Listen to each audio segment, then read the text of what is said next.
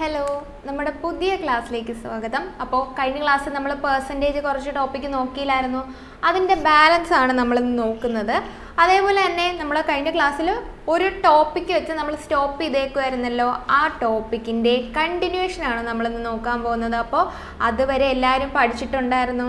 അങ്ങനെയാണെങ്കിൽ നമുക്ക് ആ ഒരു ക്വസ്റ്റ്യൻ വെച്ച് സ്റ്റാർട്ട് ചെയ്താലോ. ഫസ്റ്റ് ക്വസ്റ്റ്യൻ എന്ന് പറയുന്നത് A reduction of 25% in the price of sugar enables a person to buy 10 kg more sugar for ₹600. എന്ന് പറഞ്ഞാൽ 25% ഷുഗറിൻ്റെ പ്രൈസ് കൂടിയത് കൊണ്ട് തന്നെ അയാൾക്ക് 10 കിലോ അഡീഷണൽ, കൂടിയതല്ല കുറഞ്ഞതുകൊണ്ട്, അപ്പോൾ അരിയുടെ വില 25% കുറഞ്ഞ കാരണം അയാൾക്ക് 10 കിലോ അഡീഷണൽ കിട്ടാൻ തുടങ്ങി. എത്ര രൂപ കൊടുത്തപ്പോൾ? 600 രൂപ കൊടുത്തപ്പോൾ. അങ്ങനെയാണെങ്കിൽ the reduced per K G price of the sugar. അങ്ങനെയാണെങ്കിൽ ഇപ്പോൾ റെഡ്യൂസ് ചെയ്തില്ലേ, അതിൽ 1 കിലോ റൈസിന് അല്ലെങ്കിൽ 1 കിലോ റൈസ് അല്ല ഷുഗറിന് എത്ര വിലയാണെന്ന് ക്വസ്റ്റ്യൻ ഞാൻ ഒന്നുകൂടെ പറയാം. പണ്ട് ആദ്യം അയാൾ 600 രൂപ കൊടുത്തപ്പോൾ എത്രയോ കിലോ അരി കിട്ടുമായിരുന്നു. പക്ഷേ ഇപ്പോൾ പ്രൈസ് എന്ത് ചെയ്തു? റെഡ്യൂസ് ചെയ്തു, 25% റെഡ്യൂസ് ചെയ്തു. അപ്പോൾ അയാൾ 600 രൂപ കൊടുത്തപ്പോൾ നേരത്തെ കാട്ടിയും ഒരു 10 കിലോ അധികം കിട്ടാൻ തുടങ്ങി. അങ്ങനെയാണെങ്കിൽ ഇപ്പോഴ് നമ്മുടെ ഇപ്പോൾ വില കൂടിയതിന് ശേഷം, വില കൂടിയതല്ല കുറഞ്ഞതിന് ശേഷം, അപ്പോൾ അയാൾക്ക് 1 കിലോ ഷുഗറിന് എത്ര രൂപയാകുമെന്നാണ് ചോദ്യം. ഓക്കെ, അപ്പോൾ ഇവിടെ നിന്ന് നമുക്ക് എന്ത് കിട്ടി? കഴിഞ്ഞ ക്ലാസ്സിൽ ഞാൻ ഈ ഒരു ടൈപ്പ് പഠിപ്പിച്ചതാണ്. അപ്പോൾ 25% പൈസ കൊടുക്കുമ്പോഴല്ലേ 10 കിലോ ഇപ്പോൾ കിട്ടൂ. നൗ അങ്ങനെയാണെങ്കിൽ 100% പൈസ കൊടുക്കുകയാണെങ്കിലോ 100 ആവാൻ × 4 ചെയ്യണം. അപ്പോൾ 100% പൈസ കൊടുക്കുകയാണെങ്കിൽ 40 കിലോ കിട്ടും. 100% പൈസയ്ക്ക് 40 കിലോ കിട്ടുമെങ്കിൽ ഇപ്പോഴത്തെ കാര്യമാണ് ഈ പറയുന്നത്. 100% എന്ന് പറഞ്ഞാൽ ഇവിടെ എത്ര രൂപയാണ്? 600 രൂപ കൊടുക്കുമ്പോഴാണ് 40 കിലോ കിട്ടുന്നത്. അങ്ങനെയാണെങ്കിൽ നോക്കിക്കേ, 1 കിലോ അരിക്കുള്ള വില എത്രയാണ്? ഇപ്പോൾ 600 രൂപയ്ക്ക് 40 കിലോ. അങ്ങനെയാണെങ്കിൽ 1 കിലോ അരിയുടെ വില എത്രയാണ്? നമ്മളിപ്പോൾ 100 രൂപ കൊടുത്തപ്പോൾ നിങ്ങൾക്കൊരു 10 മുട്ടായി കിട്ടിയെന്ന് വെച്ചോ. 100 രൂപ കൊടുത്തപ്പോൾ നിങ്ങൾക്കൊരു 10 ചോക്ലേറ്റ്സ് കിട്ടി. അങ്ങനെയാണെങ്കിൽ ഒരു ചോക്ലേറ്റിൻ്റെ വില എത്ര? എങ്ങനെ കണ്ടുപിടിക്കും? 100 / 10 എന്ന് പറഞ്ഞാൽ പൈസ ഡിവൈഡഡ് ബൈ എണ്ണം. പൈസ 600 ഡിവൈഡഡ് ബൈ എണ്ണം, അല്ലെങ്കിൽ മൊത്തത്തിലുള്ള വെയിറ്റ് 40 എന്ന് പറയുമ്പോൾ 15 റുപ്പീസ് പെർ കെ ജി. ഓരോ കിലോയ്ക്കും 15 രൂപയാണ് ആൻസർ ആയിട്ട് വരുന്നത്. ഒന്നുകൂടെ ഞാൻ പറയാം, 600 രൂപ ആദ്യം കൊടുക്കുമ്പോൾ എത്രയോ കിലോ കിട്ടുമായിരുന്നു. പക്ഷേ ഇപ്പോൾ 25% പൈസ കുറഞ്ഞത് കാരണം 600 രൂപ കൊടുക്കുമ്പോൾ അയാൾക്ക് നേരത്തെ കിട്ടിയതിനെക്കാട്ടിയും 10 കിലോ അധികം കിട്ടാൻ തുടങ്ങി. അങ്ങനെയാണെങ്കിൽ നമ്മുടെ ചോദ്യം എന്ന് പറഞ്ഞാൽ 25% പൈസ കൊടുക്കുമ്പോഴാണ് 10 കിലോ കിട്ടുന്നത്. അപ്പോൾ അഡീഷണലി 25% 100 ആവാൻ എന്താ ചെയ്യേണ്ടത്? 4 ഇരട്ടി 25ൻ്റെ 4 ഇരട്ടി കൊടുക്കുമ്പോഴാണ് മൊത്തത്തിലുള്ള പൈസയാവുന്നത്. അപ്പോൾ 100% പൈസ കൊടുത്താൽ 40 കിലോ കിട്ടും. ഇവിടെ 4 ഇരട്ടി വരുവാണെങ്കിൽ ഇവിടെയും 4 ഇരട്ടി വരും. അങ്ങനെയാണ് 40 കിലോ എന്ന് വന്നത്. അപ്പോൾ 100% എന്ന് പറഞ്ഞാൽ 600 രൂപ കൊടുക്കുമ്പോഴാണ് 40 കിലോ വരുന്നത്. അങ്ങനെയാണെങ്കിൽ 600 divide by 40 15 rupees per K G. 1 കിലോയ്ക്ക് 15 രൂപയാണ്. മനസ്സിലായോ ഈ ക്വസ്റ്റ്യൻ? ഇനി അടുത്ത ക്വസ്റ്റ്യൻ ചെയ്യുമ്പോൾ ഒന്നും കൂടെ ഒന്ന് മനസ്സിലാവും. നമ്മുടെ A reduction of 20% in the price of orange enables a man to buy 10 oranges more for ₹54. The reduced price of apples per dozen is എന്ന് പറഞ്ഞാൽ റിഡക്ഷൻ 20% പ്രൈസ് കുറഞ്ഞു. അത് കാരണം ഓറഞ്ചസ് അയാൾക്ക് എത്ര അഡീഷണൽ ഓറഞ്ചസ് കിട്ടാൻ തുടങ്ങി? ഒരു 10 ഓറഞ്ചസ് അഡീഷണൽ കിട്ടാൻ തുടങ്ങി. ഇനിഷ്യലി അയാൾക്ക് 54 രൂപയാണ് മൊത്തത്തിലുള്ള പൈസ എന്ന് പറയുന്നത്. 54 രൂപ കൊടുക്കുമ്പോൾ എക്സ് ഓറഞ്ചസേ ഉണ്ടായിരുന്നുള്ളൂ കേട്ടോ. അപ്പോൾ ഇനി അടുത്ത 20% പ്രൈസ് കുറഞ്ഞത് കാരണം 54 രൂപ കൊടുക്കുമ്പോൾ അയാൾക്ക് x+10 ഓറഞ്ചസ് കിട്ടാൻ തുടങ്ങി. അതിനർത്ഥം 20%, ഇപ്പോഴ് 20% പൈസ കൊടുത്താൽ 10 ഓറഞ്ച് കിട്ടുമെന്നല്ലേ അതിനർത്ഥം. ഇപ്പോഴ് 20% വില കുറഞ്ഞത് കൊണ്ടാണല്ലോ ഈ അഡീഷണൽ 10 നമ്മുടെ കയ്യിലിരിക്കുന്നത്. അപ്പോൾ ഇപ്പോഴും 20% രൂപ കൊടുത്താൽ 10 ഓറഞ്ച് കിട്ടും. അങ്ങനെയാണെങ്കിൽ 100% രൂപയാണ് കൊടുക്കുന്നത്. × 5 ആണെങ്കിലോ നമുക്ക് കിട്ടുന്നത് എന്ന് പറഞ്ഞാൽ 50 ഓറഞ്ചസ് ആണ്. Okay, 50 oranges. അപ്പോൾ 100% എന്ന് പറഞ്ഞാൽ 54 രൂപ കൊടുക്കുമ്പോഴാണ് 50 ഓറഞ്ചസ് വരുന്നത്. ഓക്കെ, ഇനി അടുത്തത് നമ്മുടെ ചോദ്യം reduce the price of apple അല്ല, ഓറഞ്ചസ് പെർ ഡസൻ എന്ന് പറഞ്ഞാൽ ഓരോ ഡസൻ ഓറഞ്ചസിനും എത്ര രൂപയാവുമെന്ന് ഇപ്പോഴും. അപ്പോൾ ഇപ്പോഴാണെങ്കിൽ നമ്മുടെ റെഡ്യൂസ്ഡ് പ്രൈസ് ആണ് ചോദിക്കുന്നത്. ഇപ്പോഴല്ലേ വില കുറഞ്ഞത്. അപ്പോൾ ഓരോ ഓറഞ്ചിൻ്റെ വില കണ്ടുപിടിക്കുക, എന്നിട്ട് ഡസനിൻ്റെ വില കണ്ടുപിടിക്കുക. ഒരു ഡസൻ എന്ന് പറഞ്ഞാൽ എത്ര ഓറഞ്ചസ് ആണ്? 12 ഓറഞ്ചസ് അല്ലേ? ഒരു ഡസൻ 12 ഓറഞ്ചസ് ആണ്. അങ്ങനെയാണെങ്കിൽ ഒരെണ്ണത്തിൻ്റെ വില എത്രയാണ്? വില ഡിവൈഡഡ് ബൈ 50. അപ്പോൾ ഒരു ഓറഞ്ചിൻ്റെ വില നമുക്ക് കിട്ടും. നമുക്ക് വേണ്ടത് 12 ഓറഞ്ചസിൻ്റെ ആണ്. അപ്പോൾ 54 ഡിവൈഡ് ബൈ 50 ഒരെണ്ണത്തിൻ്റെ × 12. ഓക്കെ, ചെയ്യാൻ പറ്റുന്ന എല്ലാം ക്യാൻസൽ ചെയ്യുമ്പോൾ നമുക്ക് ഇവിടെ എന്ത് കിട്ടും? 2 വെച്ച് ക്യാൻസൽ ചെയ്യുമ്പോൾ ഇവിടെ ഒരു 6ഉം ഇവിടെ ഒരു 25ഉം കിട്ടും. നമുക്ക് കിട്ടുന്നതെന്ന് പറഞ്ഞാൽ 54 × 6, 6 ആകുമ്പോൾ 24, 2 30, 32, 324 ഡിവൈഡ് ബൈ 25. അപ്പോൾ നമുക്ക് ഏകദേശം നമുക്ക് എത്ര വരുന്നേ?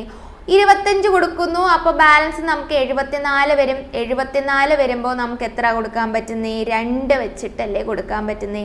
2 വെച്ച് കൊടുത്തു. 12 ആണ് ആൻസർ വരുന്നത്. 12 എന്ന് എഴുതണ്ട.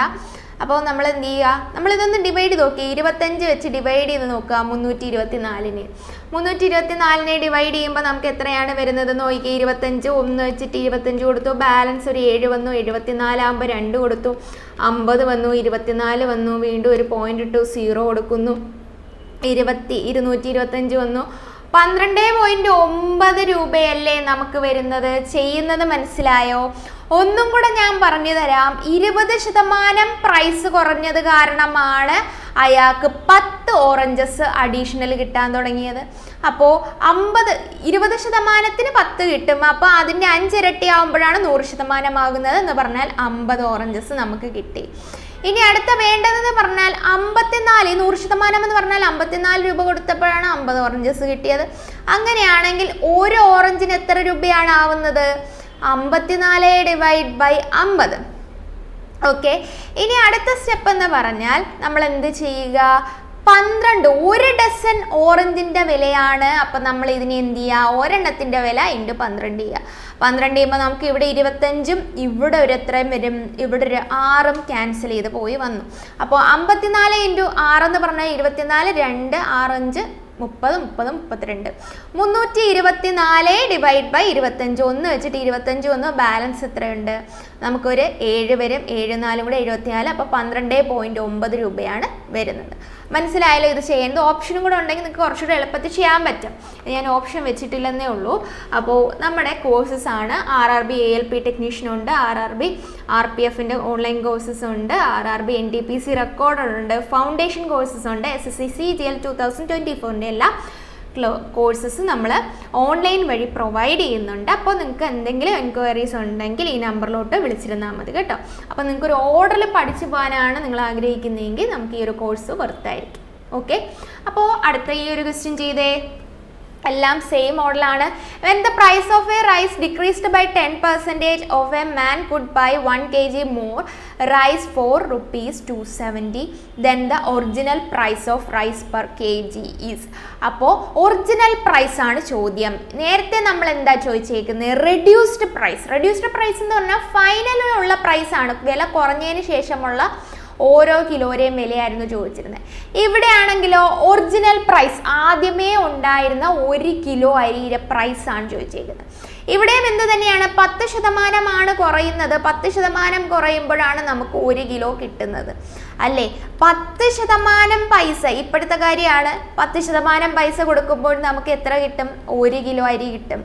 അങ്ങനെയാണെങ്കിൽ മൊത്തത്തിൽ 100% ആക്കാൻ വേണ്ടി × 10. അപ്പോൾ 100% പൈസ കൊടുക്കുമ്പോൾ നമുക്കൊരു 10 കിലോ കിട്ടും. അല്ലേ? അപ്പോൾ 270 രൂപയാണ് 100%. ഇപ്പോൾ 270 രൂപ കൊടുത്താൽ ഒരു 10 കിലോ കിട്ടും. അപ്പോൾ ഇനിഷ്യലി നോർമൽ പ്രൈസ് എന്ന് പറഞ്ഞാൽ എത്രയായിരുന്നു? ആദ്യമേ 270 രൂപ കൊടുത്താൽ 1 കിലോ അധികം കിട്ടത്തില്ലായിരുന്നു. ഇപ്പോഴ് വില കുറഞ്ഞതിന് ശേഷം 10 കിലോ കിട്ടാൻ തുടങ്ങിയത്. നേരത്തെ ആ 1 കിലോ ഇല്ലായിരുന്നു എന്ന് പറഞ്ഞാൽ 9 കിലോയായിരുന്നു കിട്ടിക്കൊണ്ടിരുന്നത്. അങ്ങനെയാണെങ്കിൽ 1 കിലോ അരിയുടെ വില എത്രയാണ്? 270 ആണ് 9 കിലോയ്ക്ക്. അപ്പോൾ 1 കിലോയ്ക്ക് എന്ന് പറഞ്ഞാൽ 270 ഡിവൈഡ് ബൈ 9 എന്ന് പറയുന്നത് എത്രയാണ്? 30 റുപ്പീസ് പെർ കേജ്. കിട്ടിയല്ലോ.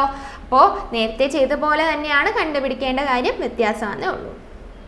ഓക്കെ, അടുത്ത ക്വസ്റ്റ്യൻ നോക്കാം. ഇത് നമുക്ക് വായിച്ചിട്ട് പെട്ടെന്ന് ചെയ്യാൻ പറ്റുന്ന ഒരു ക്വസ്റ്റ്യൻ ആണ്. A student has to secure 40% mark to get through. If he gets 40 mark and fails by 40 mark, then find the maximum mark set for the examination. എന്ന് പറഞ്ഞാൽ ഒരാൾ പാസ്സാവാൻ, ഒരു സ്റ്റുഡൻറ്റ് പാസ്സാവാൻ 40% മാർക്ക് വേണം. ടോട്ടലിൻ്റെ 40% മാർക്ക് വേണം. പക്ഷേ അയാൾക്ക് കിട്ടിയതോ ഹി ഗെറ്റ്സ് 40 മാർക്ക്. അവന് 40 മാർക്കേ കിട്ടിയിട്ടുള്ളൂ. എന്നിട്ട് ഒരു 40 മാർക്കിനാണ് അയാൾ തോറ്റത്. ഇനി അയാൾക്കൊരു 40 മാർക്കും കൂടെ ഉണ്ടെങ്കിലേ ജയിക്കാൻ പറ്റൂ. അതിനർത്ഥം 80 മാർക്ക് ഉണ്ടെങ്കിലല്ലേ ജയിക്കാൻ പറ്റൂ. നോക്കി, അയാൾക്ക് 40 മാർക്ക് കിട്ടി, എന്നിട്ട് 40 മാർക്കിന് ഫെയിലായി എന്ന് പറയുന്നുണ്ട്. അതിനർത്ഥം 80 മാർക്കല്ലേ പാസ് മാർക്ക് എന്ന് പറയുന്നത്. അങ്ങനെ ആവുമ്പോൾ മാക്സിമം മാർക്ക് എങ്ങനെ കണ്ടുപിടിക്കും? നോർമൽ മെത്തേഡും ഉണ്ട്, ഷോർട്ട് കട്ടും ഉണ്ട്. ആദ്യമേ നോർമൽ മെത്തേഡ് പറഞ്ഞുതരാം. ഇപ്പം ആ ക്ലാസ്സിലെ ടോട്ടൽ മാർക്ക് എന്ന് പറയുന്നത് ടി ആന്ന് വെച്ചോ. അങ്ങനെയാണെങ്കിൽ ഈ ടീരെ 40% എന്ന് പറയുന്നതാണ് പാസ് മാർക്ക് അല്ലേ? പാസ് മാർക്ക് ആണല്ലോ. അതിൽ നോക്കിയാൽ നമുക്കിവിടെ പാസ് മാർക്ക് 80 ആണെന്ന് മനസ്സിലായല്ലോ. 40 മാർക്ക് കിട്ടിയിട്ട് അയാൾക്ക് 40 മാർക്ക് ഇല്ലാത്തതുകൊണ്ട് തോറ്റുപോയി. അതിനർത്ഥം 80 മാർക്ക് ഉണ്ടെങ്കിലേ ജയിക്കത്തുള്ളൂ. പാസ് മാർക്ക് 80 എന്ന് കിട്ടി. അപ്പോൾ നോക്കിയേ, ടി ഇൻറ്റു 40 ബൈ 100. ഇതും ഇതും ക്യാൻസൽ ചെയ്ത് പോയി, ഇതും ഇതും ക്യാൻസൽ. ഇവിടെ 2, ഇവിടെ 5. അപ്പോൾ ടി എന്ന് പറയുന്നത് 80 ഇൻറ്റു 5 ഡിവൈഡഡ് ബൈ 2. ഇതും കൂടെ പോയി 40. 200 ആണ് ടോട്ടൽ മാർക്ക് എന്ന് പറയുന്നത്. മനസ്സിലായോ? 200 മാർക്കാണ് ടോട്ടൽ മാർക്ക്. എത്രയും മനസ്സിലായോ? ഇനി ഇത് ഷോർട്ട് കട്ട്. ഇനി ഇതല്ല ഷോർട്ട് കട്ട്, ഇതെന്ന് പറയുന്നത് നോർമൽ മെത്തേഡാണ്. നമുക്കിനി ഷോർട്ട് കട്ട് നോക്കാം. നോർമൽ മെത്തേഡ് എന്തായാലും എല്ലാവർക്കും മനസ്സിലാവും. ഷോർട്ട് കട്ടും കൂടെ നിങ്ങൾ പഠിച്ചു വയ്ക്കുക. കാരണം പെർസെൻറ്റേജിൽ നമുക്ക് ഷോർട്ട് കട്ട് വളരെ ഇമ്പോർട്ടൻ്റ് ആണ്. ഓക്കെ, അപ്പോൾ നമുക്ക് 40% പാസ് മാർക്ക് എന്നറിയാം. Pass mark 40%. ടോട്ടൽ മാർക്ക് 100% എന്നെടുക്കുക, അല്ലെങ്കിൽ ടോട്ടൽ മാർക്ക് 100 യൂണിറ്റ് എന്നെടുക്കുക. 100 യൂണിറ്റ് ടോട്ടൽ മാർക്ക് ആണെങ്കിൽ അതിൻ്റെ 40% പാസ് എന്ന് പറയുന്നത്. 100ൻ്റെ 40% എന്ന് പറയുന്നത് എത്രയാ? 40 യൂണിറ്റ്. അപ്പോൾ 40 യൂണിറ്റ് പാസ് മാർക്ക്. അതിൽ ക്വസ്റ്റ്യന് തന്നിട്ടുണ്ട് അയാൾക്ക് 40 മാർക്ക് കിട്ടി, 40 മാർക്കിന് തോറ്റു. അപ്പോൾ അതിനർത്ഥം 80 മാർക്കാണ് പാസ് മാർക്ക്. ഓക്കെ, അപ്പോൾ 40 യൂണിറ്റ് എന്നാണ് നമ്മൾ പാസ് മാർക്ക് എടുത്തിരുന്നത്. അതെന്ന് പറയുന്നത് 80 മാർക്കാണെന്ന് മനസ്സിലായി. അങ്ങനെയാണെങ്കിൽ 1 യൂണിറ്റ് എന്ന് പറയുന്നത് എത്രയായി? 80 ഡിവൈഡ് ബൈ 40. 2 മാർക്കാണ് 1 യൂണിറ്റ്. 1 യൂണിറ്റ് 2 മാർക്കാണെങ്കിൽ നമുക്ക് കണ്ടുപിടിക്കേണ്ട ടോട്ടൽ മാർക്ക് എന്ന് പറയുന്നത് 100 യൂണിറ്റ് ആണ്. അപ്പോൾ 100 യൂണിറ്റ് എന്ന് പറയുന്നത് ഒരെണ്ണത്തിൻ്റെ വില അറിയാമെങ്കിൽ 100 എണ്ണത്തിൻ്റെ എങ്ങനെ കണ്ടുപിടിക്കുന്നത്? 2 ഇൻറ്റു 100. 2 ആണല്ലോ ഒന്നിൻ്റെ വില. 1ൻ്റെ വില ഇൻറ്റു 100. അപ്പോൾ നമുക്ക് എത്ര? 200 ആണ് നമുക്ക് ടോട്ടൽ മാർക്കായിട്ട് വരുന്നത്. മനസ്സിലായോ? ഇത്രയാണ് നമുക്ക് ചെയ്യേണ്ടത്. ഒന്നുകൂടെ ഞാൻ പറഞ്ഞുതരാം. ടോട്ടൽ മാർക്ക് ഇപ്പോൾ 100 യൂണിറ്റ് ആയിട്ട് എടുക്കുകയാണെങ്കിൽ പാസ് മാർക്ക് 40% എന്നറിയാം. 100ൻ്റെ 40 എന്ന് പറഞ്ഞാൽ 40% എത്ര? 40 യൂണിറ്റ് തന്നെയാണ്. അതിൽ നമുക്ക് മനസ്സിലായ കാര്യം എന്താണ്? 80 മാർക്കാണ് പാസ് മാർക്ക് എന്ന് നമുക്ക് മനസ്സിലായി.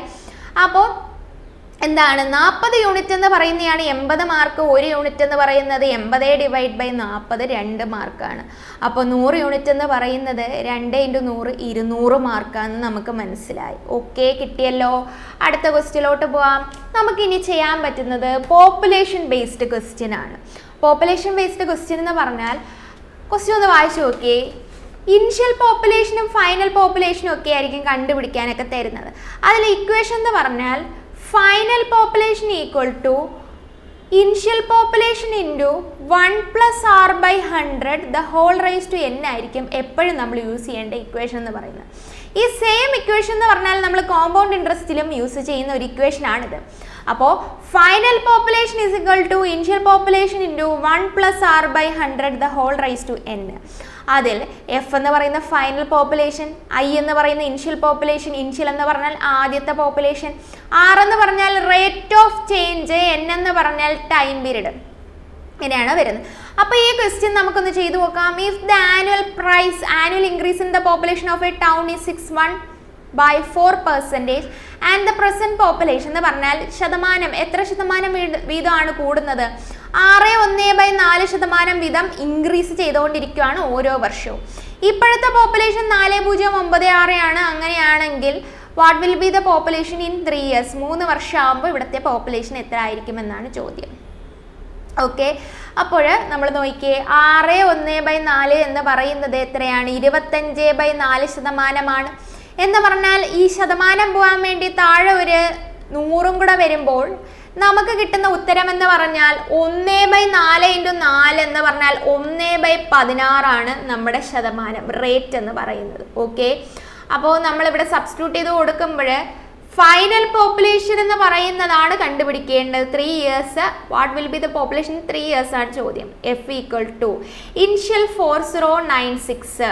നമ്മളിവിടെ r/100 ഒക്കെ ഇട്ട് കണ്ടുപിടിച്ചിട്ടുണ്ട്. അല്ലെങ്കിൽ നമ്മൾ 25/4 എന്ന് അവിടെ ഇടുക. 1 + 25/4 100 അവിടെ വന്നു. ഇതെല്ലാം ക്യാൻസൽ ചെയ്ത് ഇവിടെ 4 വന്ന് 1/16 വന്ന്.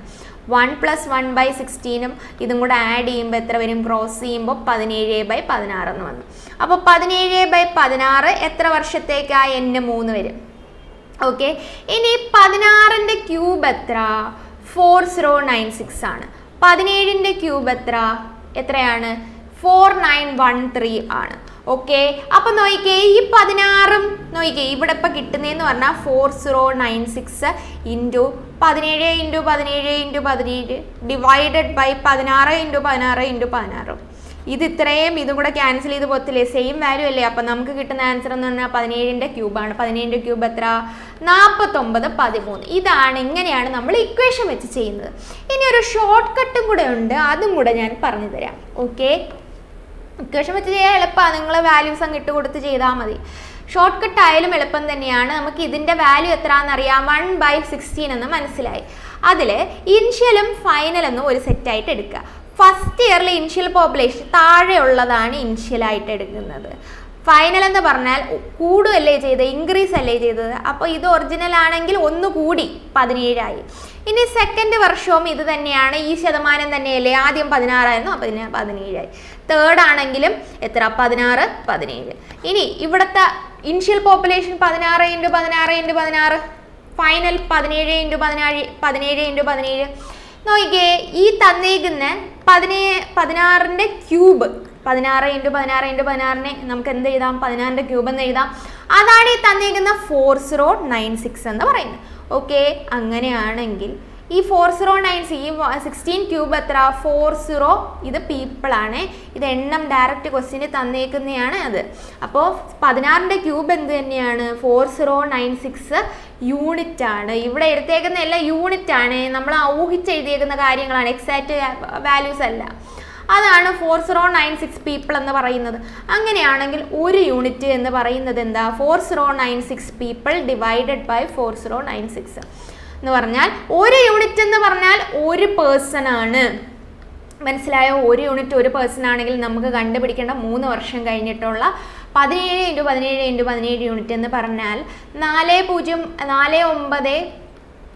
4913 യൂണിറ്റ് എത്ര ആണ്? അപ്പോൾ ഒരു യൂണിറ്റ് ഒരു പേഴ്സൺ ആണെങ്കിൽ 4913 യൂണിറ്റ് എന്ന് പറയുന്നത് 4913 ഇൻറ്റു ഒരു പേഴ്സൺ എന്ന് പറഞ്ഞാൽ 4913 പേഴ്സൺസ് ആണ് അവിടെ ഉണ്ടായിരുന്നത്. ഒന്നുകൂടെ ഞാൻ പറയാം, നമ്മൾ ഫ്രാക്ഷൻ വാല്യൂ കണ്ടുപിടിക്കുക. 1/16 കിട്ടി. Initial value 16, final value 17. രണ്ടാമത്തെ ഇനിഷ്യൽ വാല്യൂ 16, ഫൈനൽ 17. മൂന്നാം വർഷവും 16 17. ഇതെല്ലാം ഇവിടെ മൾട്ടിപ്ലൈ ചെയ്യുമ്പോൾ ഇനിഷ്യലുള്ള വാല്യൂ ഇവിടെ കിട്ടും. ഇതെല്ലാം കൂടെ മൾട്ടിപ്ലൈ ചെയ്യുമ്പോൾ ഫൈനലുള്ള വാല്യൂ ഇവിടെ കിട്ടും. ക്വസ്റ്റ്യനിൽ 4096 എന്ന് പറയുന്നത് ഇനിഷ്യൽ വാല്യൂ ഒന്ന് തന്നിട്ടുണ്ട്. 16 × 16 × 16 എന്ന് പറഞ്ഞാൽ 4096 യൂണിറ്റ് എന്ന് പറയുന്നതാണ്. 4096 പീപ്പിൾ എന്ന് പറയുന്നത്. അങ്ങനെയാണെങ്കിൽ നമുക്ക് ഫൈനൽ പോപ്പുലേഷൻ എത്രയാണ്? 4913 യൂണിറ്റ് എത്ര എന്ന് കണ്ടുപിടിക്കണം. ഇവിടുന്ന് ഒരു യൂണിറ്റ് എന്ന് പറഞ്ഞാൽ ഒരു പേഴ്സൺ ആണെന്ന് മനസ്സിലായി. ഒരു യൂണിറ്റ് ഒരു പേഴ്സൺ ആണെങ്കിൽ 4913 യൂണിറ്റ് എത്രയായിരിക്കും? 4913 പേഴ്സൺസ് അല്ലെങ്കിൽ പീപ്പിൾ തന്നെയാണ്, പേഴ്സൺസ് അല്ല പീപ്പിൾ തന്നെയാണ് വരുന്നത്. ഓക്കെ, ഇത് കുറച്ച് വ്യത്യാസമുള്ളൊരു ക്വസ്റ്റ്യൻ ആണ്. Population of a town is 20,000. It increases by 20% during the first year. During the second year it decrease by 10% and increases by 30% during the third year. ഈ question ഒക്കെ വരുമ്പോൾ നമുക്ക് ആ പോപ്പുലേഷൻ ബേസ്ഡ് ക്വസ്റ്റ്യനിൽ ഷോർട്ട് കട്ട് വെച്ച് ചെയ്യുന്നതല്ലേ കുറച്ചുകൂടെ എളുപ്പം എന്ന് പറയുന്നത്. ഷോർട്ട് കട്ട് നോക്കിക്കേ. അപ്പം കഴിഞ്ഞ ക്വസ്റ്റ്യനിൽ റേറ്റ് എന്ന് പറഞ്ഞാൽ 3 വർഷത്തേക്കും സെയിം ആയിട്ടാണ് ഇരുന്നത്. ഇവിടെ അങ്ങനെയല്ല. ഫസ്റ്റ് ഇയർ എന്താ ചെയ്യുന്നത്? ഫസ്റ്റ് ഇയർ 20% ഇൻക്രീസ് അല്ലേ. Second year 10% decrease. Third year എന്ന് പറയുന്നത് എത്രയാണ്? 30% ഇൻക്രീസ്. ഇങ്ങനെയാണ് വന്നിരിക്കുന്നത്. അപ്പോൾ ഫസ്റ്റ് സെക്കൻഡ് തേർഡ്. ഫസ്റ്റ് എന്ന് പറയുന്ന 10% ഇൻക്രീസ് അല്ലേ? 10 അല്ല 20% ഇൻക്രീസ്. അപ്പോൾ 20% എന്ന് പറഞ്ഞാൽ നമുക്ക് എത്രയാണെന്നറിയാം? 1/5 ഫ്രാക്ഷൻ വാല്യൂ. ഇനിഷ്യലും ഫൈനലും. ഇനിഷ്യൽ 5 ആണെങ്കിൽ ഫൈനൽ 6. ഇനി അടുത്ത രണ്ടാമത്തെ എന്ന് പറഞ്ഞാൽ 10% ഡിക്രീസ് ആണ്. 10% എന്ന് പറഞ്ഞാൽ 1/10 എന്ന ഫ്രാക്ഷൻ വാല്യൂ അറിയാം. ഇനിഷ്യലി ഉള്ളത് 10 ആണെങ്കിൽ ഡിക്രീസ് ആയതുകൊണ്ട് തന്നെ 1 കുറയും, 9 എന്ന് വരും. ഇനി അടുത്തത് ലാസ്റ്റ് 30% ഇൻക്രീസ്. 30% എന്ന് പറഞ്ഞാൽ 30/100 എത്ര? 3/10 ഇൻക്രീസ് ആയതുകൊണ്ട് തന്നെ ആദ്യമേ ഇവിടെ 10 വരും, 3 കൂടെ കൂടി ഇവിടെ 13 വരും. നമുക്കിവിടെ മൾട്ടിപ്ലൈ ചെയ്യുമ്പോൾ 500 യൂണിറ്റ് എന്ന് കിട്ടും. ഓക്കെ, ഇവിടെ ഇനി നോക്കിയേ 13 × 9 × 6. അപ്പോൾ അത് അതേപോലെ തന്നെ എഴുതിയിരുന്നാൽ മതി. 13 × 9 × 6 നമുക്ക് ഇത്രയാണ് കണ്ടുപിടിക്കുന്നത്. What will be the population after 3 years? 3 വർഷം കഴിഞ്ഞിട്ടുള്ള പോപ്പുലേഷൻ. അപ്പോൾ ഇപ്പോഴത്തെ പോപ്പുലേഷൻ എന്താ? പോപ്പുലേഷൻ ഓഫ് എ ടൗൺ 20,000 എന്ന് തന്നിട്ടില്ലേ? അപ്പോൾ നോക്കിക്കേ, നമുക്ക് കിട്ടിയ 500 യൂണിറ്റാണ്. 500 യൂണിറ്റാണ് 20,000 എന്ന് നമുക്കറിയാം. അപ്പോൾ ഒരു യൂണിറ്റ് എന്ന് പറഞ്ഞാൽ 20,000 ഡിവൈഡഡ് ബൈ 500. ഇവിടെയും ക്യാൻസൽ, ഇവിടെയും ക്യാൻസൽ. അപ്പം നമുക്ക് കിട്ടുന്നത് 40. ഒരു യൂണിറ്റ് എന്ന് പറഞ്ഞാൽ 40 പേഴ്സൺ ആണ്. അങ്ങനെയാണെങ്കിൽ ഫൈനൽ പോപ്പുലേഷൻ എന്ന് പറഞ്ഞാൽ 13 × 9 × 6 യൂണിറ്റ് എന്ന് പറഞ്ഞാൽ എത്രയായിരിക്കും? ഇതിൻ്റെ കൂടെ ഒരു 40 കൂടെ മൾട്ടിപ്ലൈ ചെയ്യുക. അപ്പോൾ നമുക്ക് എത്രയാണ് കിട്ടുന്നത്? മൾട്ടിപ്ലൈ ചെയ്ത് നോക്കിയേ. 13 × 4 എന്ന് പറഞ്ഞാൽ എത്ര വരും? 52 എന്ന് വരും അല്ലേ? നോക്കിയേ, 13 × 4 52 വന്നു. 52 പിന്നെ 40. 13 × 40 520 എന്ന് വരും. 40 വെച്ച് മൾട്ടിപ്ലൈ ചെയ്യുമ്പോൾ. ഇനി അടുത്തത് 9 × 6 എന്ന് പറഞ്ഞാൽ 54 എന്ന് വന്നേ. ഇവിടെ ഒരു 54 വന്നു. ഇത് രണ്ടും കൂടെ മൾട്ടിപ്ലൈ ചെയ്തേ. 52 54 നിങ്ങൾ സാധാരണ ചെയ്യുന്ന രീതിയിൽ അങ്ങ് മൾട്ടിപ്ലൈ ചെയ്ത് വെച്ചിരുന്നാൽ മതി. അപ്പോൾ ഞാൻ പെട്ടെന്ന് അങ്ങ് ചെയ്തേക്കാം. 54 ഞാൻ വേറെ രീതിയിലാണ് ചെയ്യുന്നത്. നിങ്ങളതിന് പഠിക്കണമെന്നില്ല, നിങ്ങൾ സാധാരണ രീതിയിൽ ചെയ്താൽ മതി. ഓക്കെ, അപ്പോൾ 25 8 10 2808. അപ്പോൾ 2808 ആണ് നമുക്ക് ആൻസർ ആയിട്ട് വരുന്നത്. 80 ഉണ്ട്. 28080. ഓക്കെ, അപ്പോൾ നിങ്ങൾ സാധാരണ രീതിയിൽ ഇത് തന്നെ ചെയ്താൽ മതി. അപ്പോൾ ഓരോ വർഷം ഓരോ റേറ്റ് ഓഫ് ഇൻട്രസ്റ്റ് ആണെങ്കിൽ നമ്മൾ എന്ത് ചെയ്യുക? ഓരോ വർഷം ഇതേപോലെ കണ്ടുപിടിക്കുക. 20% എന്ന് പറഞ്ഞാൽ 1/5 ആണ്. 5 ഇവിടെ വരും, ഒന്നുകൂടി 6 ആവും. ഇനി അടുത്ത 10% ഡിക്രീസ് എന്ന് പറഞ്ഞാൽ ഇവിടെ 10, ഇവിടെ 9 വരും. ഇനി അടുത്ത 30% ഇൻക്രീസ് എന്ന് പറഞ്ഞാൽ ഇവിടെ 10, ഇവിടെ 13 വരും. അപ്പോൾ നമുക്ക് കിട്ടുന്നതെന്ന് പറഞ്ഞാൽ ഇവിടെ 500 യൂണിറ്റും വരും, ഇവിടെ 13 × 9 × 6 എന്നും വരും. ഓക്കെ, അപ്പോൾ അത്രയും കിട്ടിയല്ലോ. ഇനി നമുക്ക് ചെയ്യാൻ പറ്റുന്ന എന്താണ്? ഇതിൽ വേണമെങ്കിൽ ക്യാൻസൽ ചെയ്യാൻ പറ്റുന്ന ക്യാൻസൽ ചെയ്യാമെന്ന് ഞാൻ ക്യാൻസൽ ചെയ്തിട്ടില്ല. അപ്പോൾ 500 യൂണിറ്റ് എന്ന് പറഞ്ഞാൽ 20,000 ഒന്ന് നമുക്ക് കിട്ടി. ഇനി നമ്മൾ അടുത്ത സ്റ്റെപ്പിൽ എന്ത് ചെയ്തുക? 13 × 9 × 6 യൂണിറ്റ് എത്രയാണെന്ന് കണ്ടുപിടിക്കുക. അപ്പോൾ ഒരു യൂണിറ്റിൻ്റെ വില അറിയാമെങ്കിൽ ഇത്രയും യൂണിറ്റിൻ്റെ മൾട്ടിപ്ലൈ ചെയ്താൽ പോരെ. നമ്മൾ മൾട്ടിപ്ലൈ ചെയ്തു, ആൻസർ കണ്ടുപിടിച്ചു. ഓക്കെ, ഇത്രയും മനസ്സിലായോ? അങ്ങനെയാണെങ്കിൽ ഈ ക്വസ്റ്റ്യൻ എങ്ങനെ ആയിരിക്കും ചെയ്യാൻ പറ്റുന്നത്? പ്രസൻറ്റ് പോപ്പുലേഷൻ തന്നിട്ടുണ്ട്. ആനുവലി 4% വെച്ചാണ് ഇൻക്രീസ് ചെയ്യുന്നത്. What was the population of the village 2 years ago? 2 വർഷം മുമ്പുള്ള പോപ്പുലേഷനാണ് ചോദിക്കുന്നത്. അപ്പോൾ 4% വീതം ഇൻക്രീസ് ചെയ്യുന്നു എന്ന് പറഞ്ഞാൽ 4/100 എന്ന് പറയുന്നത് എത്ര വരും? 1/25 എന്ന് വരത്തില്ലേ? 1/25 എന്ന് വന്നു. ഇനിഷ്യലും ഉണ്ട്, ഫൈനലും ഉണ്ട്. 25 ആയിരുന്നു ആദ്യം, 4% ഇൻക്രീസ് അല്ലേ ചെയ്യുന്നത്. 25ഉം 26ഉം 25ഉം 26ഉം 2 വർഷത്തേക്കേ ഉള്ളൂ, 2 ഇയേഴ്സ്. ഓക്കെ, അപ്പം നമുക്ക് 25 × 25 625, 26 × 26 676. Okay, what was the population of the village 2 years ago? The present population is 6760. Present population 6760 ആണ്. അങ്ങനെയാണെങ്കിൽ 2 വർഷം മുമ്പുള്ളത് എടുക്കുക. ഇങ്ങനെ ക്വസ്റ്റ്യൻ വരുമ്പോൾ ഇപ്പോഴത്തെ ഫൈനലി അവസാനം നിൽക്കുന്ന പോപ്പുലേഷൻ ആണ് ഇത്. 2 വർഷം മുമ്പുള്ളത് ഏതാ? ഇത്. അവസാനം നിൽക്കുന്ന പോപ്പുലേഷൻ, പ്രസന്റ് പോപ്പുലേഷൻ, ഇപ്പോഴത്തെ പോപ്പുലേഷൻ ആണ് ഇത്. 2 വർഷം മുമ്പുള്ളതെന്ന് പറഞ്ഞാൽ പിന്നെ ഇതിനെയാണ് 2 വർഷം മുമ്പുള്ളതായിട്ട് എടുക്കേണ്ടത്. ഓക്കെ, അപ്പോൾ 676 യൂണിറ്റ് എന്ന് പറഞ്ഞാൽ 67,600 പീപ്പിൾ ആണ്. അങ്ങനെയാണെങ്കിൽ ഒരു യൂണിറ്റ് എന്ന് പറയുന്നത് 67600 ഡിവൈഡ് ബൈ 676 ക്യാൻസൽ ചെയ്യുമ്പോൾ 100 പീപ്പിൾ. അപ്പോൾ ഒരു യൂണിറ്റ് 100 പീപ്പിൾ ആണെങ്കിൽ 2 വർഷം മുമ്പുള്ള 625 യൂണിറ്റ് എന്ന് പറഞ്ഞാൽ 62500 പീപ്പിൾ ആണല്ലോ. അപ്പോൾ ഈ ക്വസ്റ്റ്യനും നേരത്തെയുള്ള ക്വസ്റ്റ്യനും തമ്മിൽ മാറിപ്പോകരുത്. The population of a town is 20,000 എന്നാണ് ഇവിടെ കൊടുത്തേക്കുന്നത്. അപ്പോൾ ഇനിഷ്യലിൻ്റെ അല്ല, ഇനിഷ്യൽ വാല്യൂ തന്നിട്ട് അവർ ചോദിക്കുന്ന 3 വർഷം കഴിഞ്ഞിട്ടുള്ളേക്കാണ് ചോദിക്കുന്നത്. അപ്പോൾ സാധാരണ രീതിയിൽ അങ്ങ് ചെയ്താൽ മതി. ഇവിടെ അങ്ങനെ തന്നെയായിരുന്നു. എന്താ ഇവിടെ തന്നേക്കുന്നത്? എന്താ പ്രസന്റ് പോപ്പുലേഷൻ ഈസ് 4096 എന്നാണ് തന്നേക്കുന്നത്. പക്ഷെ അവരുടെ ചോദ്യം എന്താണ്?